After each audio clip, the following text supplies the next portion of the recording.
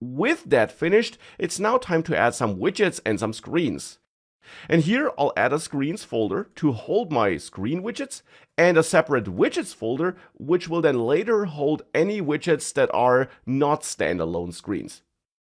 But I'll start by adding a screen here. To be precise, I'll add a couple of screen files already, and then we'll step by step add the widget classes to those files. For example, we'll need a places list.dart file for this, well, list screen that shows all the places. A places detail.dart file for showing the details of a place. And then also an add place.dart file, which will display the screen we use for adding a new screen. Now here I'll start with the places list.dart file.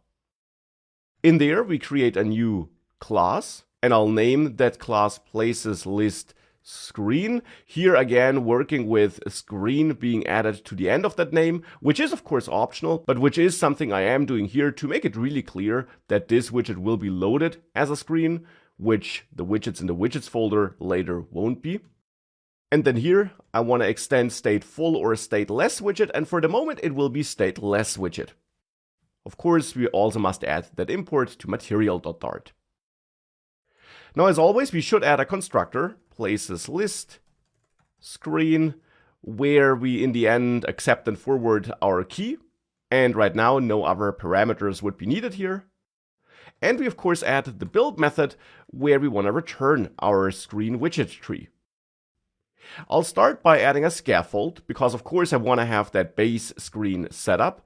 I, for example, also do want to add an app bar here by using the built-in app bar widget. And I'll use that app bar to set a title that will be a text widget, which here could simply be your places, because this screen is all about displaying the places that were chosen by a user. Now, besides the title, the app bar should also display an icon button that can be pressed to navigate to the Add Place screen. For that, we can add actions here, this list of actions. And in those actions, we can add an icon button, as we did it many times before in the course, of course. Now, this icon button needs an icon. That's one of the parameters you must set. And here I'll create an icon with the built-in icon widget. And the icon I want to use is the good old add icon. Now, besides icon, we of course also must set the onPressed parameter to a function that will be executed when this button is pressed. Right now, I don't have the logic for that yet, but that will change later. So that's the app bar. And with the app bar added, it's of course now also time to add the body to this scaffold, so the main page content. Now, for displaying that list, I'll add a new widget in the widgets folder, and we could name this file placeslist.dart as well. That would be fine, since it's in a different folder. But since I don't want to have a clash in file names here and cause any confusion, I'll keep placeslist here, but I'll rename my screen here to just places.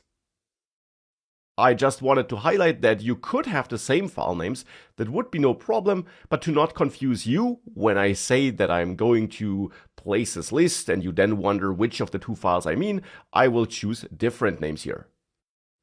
So with that done, I'll also rename my widget here in the places start file from places list screen to just places screen.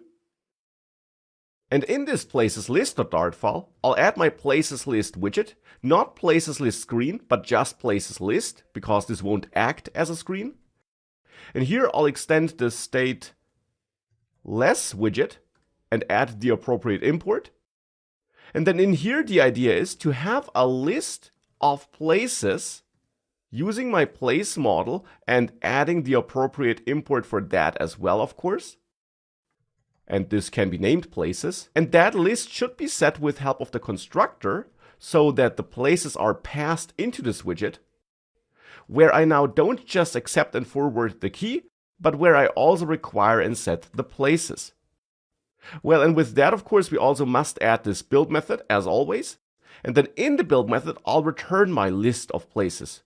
Or to be precise, I want to return either my list of places, or if I got an empty list, I want to return some text that tells the user that there are no places yet. So in the build method here, we can simply check if places is empty. So if we have no places, in which case I want to return, let's say, the center widget with const in front of it, with a child of this text here using the text widget, where I simply say no places added yet. Quite straightforward and simple. Alternatively, if I make it past this if check here, I know that I do have some places, and in that case I want to return a list view. And I'm using list view here to get this scrollable list, but also because I want to use this builder constructor function here.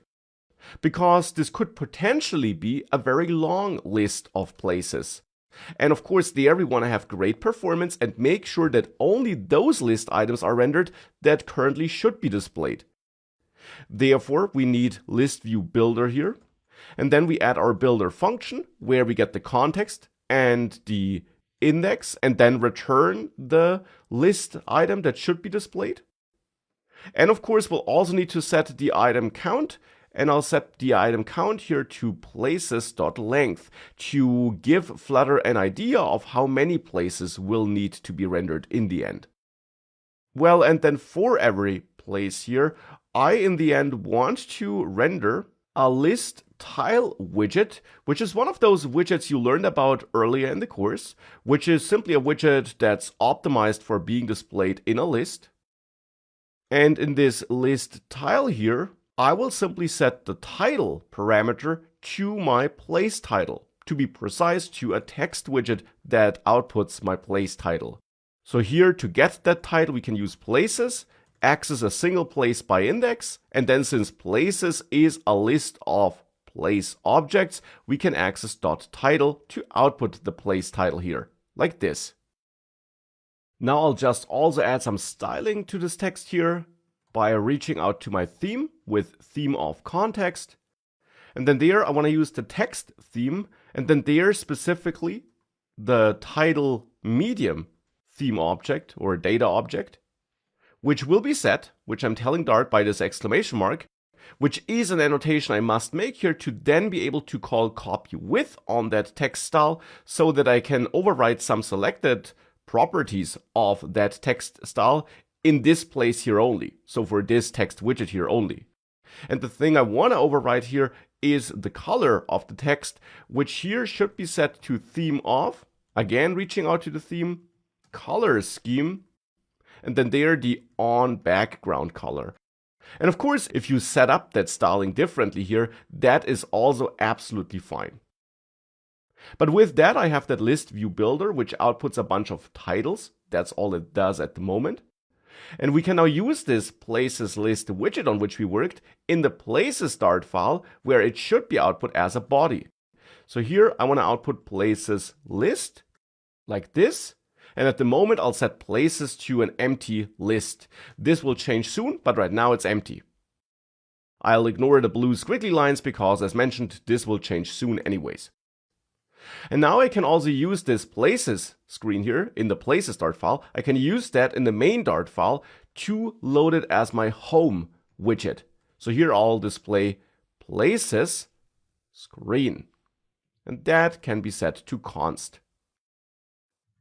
With all of that, I can run this app here on the emulator. And you should now see this fallback text here. Now, of course, this fallback text is a little bit hard to read. So to make it a bit more readable, back here in the places list Dart file, we should also apply some styling to that fallback text.